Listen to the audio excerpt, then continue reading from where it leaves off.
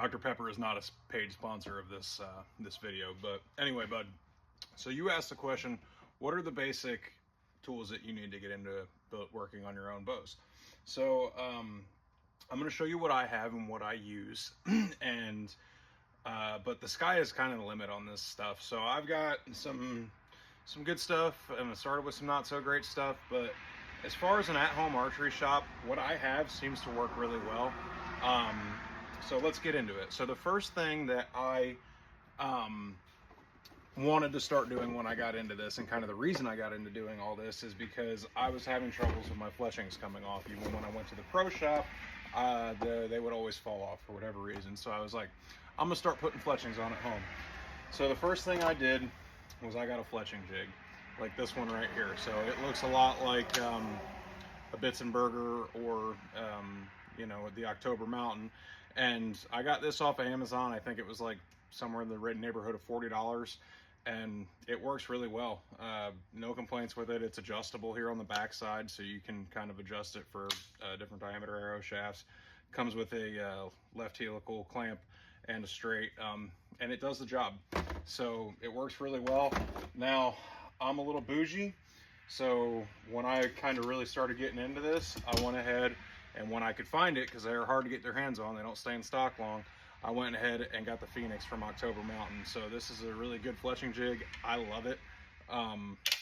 And you know, pretty much every big arrow builder that I've seen, they've got one. And even for this, like, this is all anodized aluminum.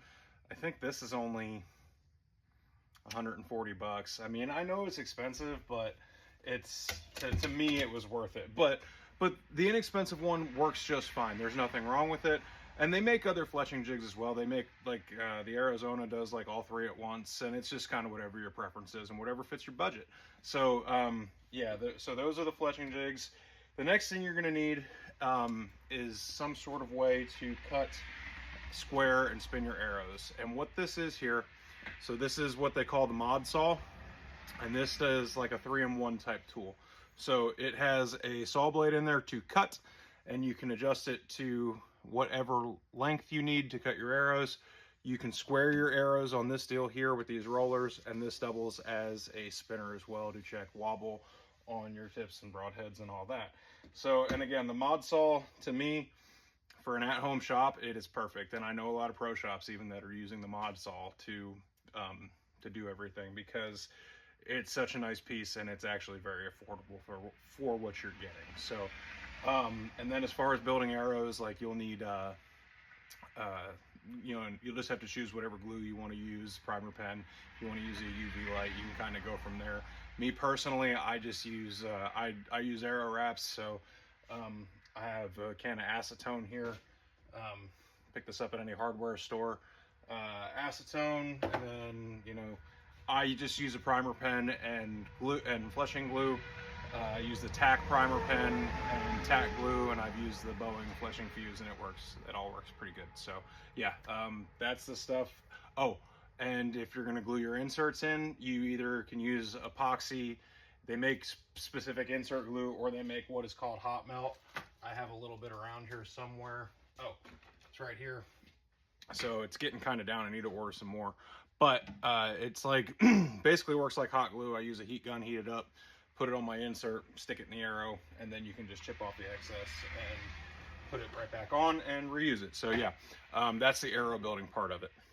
So the next thing that you're going to need is, if you want to work on actually a specific, the bow specifically, is probably going to be a bow press. So this is one, and I fabricated this, I built this, but it looks a lot like one of the other ones that you can buy, the Last Chance. So that's basically what I modeled it after. So it's just got a piece of all thread that runs through here, got a crank handle on it, and these fingers are adjustable in and out. So that's what I use. It seems to work out pretty well for me. And then, so I went ahead and I added a draw board to it as well. So you set your riser on here, and then I hook this boat winch that I bought and mounted to the other end. Use that to draw it back and put it at full draw to check timing, or you know, time and arrow rest or whatever, anything like that. So yeah, that's the bow press and the draw board. Oh, and while we're here, we'll talk about, so this is what I use for a bow vise. So this is just a bicycle clamp that I got off Amazon. It works pretty well. I can loosen this up here and rotate it so I can, you know, can lay the bow horizontal or vertical.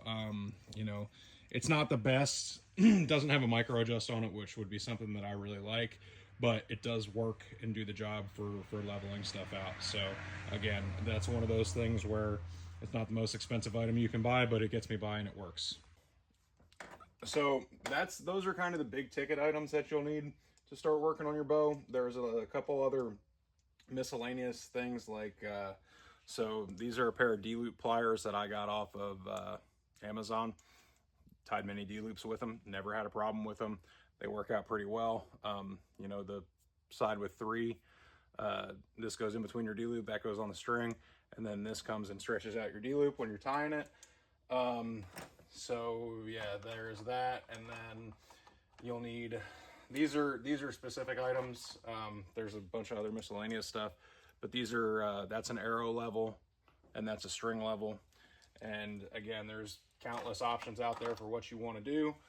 Those are just kind of inexpensive stuff that I have. And then like you'll need a lighter, obviously, a set of Allen wrenches. Those are just kind of wherever you want. I use a torpedo level for setting sights, you know, for second, third axis and stuff like that. So the other thing that you'll need is patience. So you're not going to learn everything overnight. I never claim to be a bow tech. I work on my own stuff just because I like to tinker, and I like to learn. So yeah, patience is key. As far as other miscellaneous stuff, a couple rolls of serving, and then D-loop material. Those are what I'll consider consumables, just because, you know, you'll need to reorder them at some point, depending on how much stuff you do. But yeah, as far as tools for doing this, that's pretty much it. I think, I mean, it's not, I'm sure there's more stuff out there and there's different variations of the stuff I showed you, but this is what I use. It seems to work pretty well for me. Would I like to upgrade some stuff down the road? Yeah, sure, of course. But, you know, just for what I do, it seems to work out pretty well. So anyway, hope this helps. Sorry if it was a little long-winded, but yeah, these are the tools that I use. So take it easy. If you have any questions, feel free to reach out. I will never tell you something that I think is incorrect. And I'll tell you, YouTube is super helpful. That's how I learned to tie peeps in. That's how I learned to tie a D-loop. Watch YouTube videos. There's countless out there.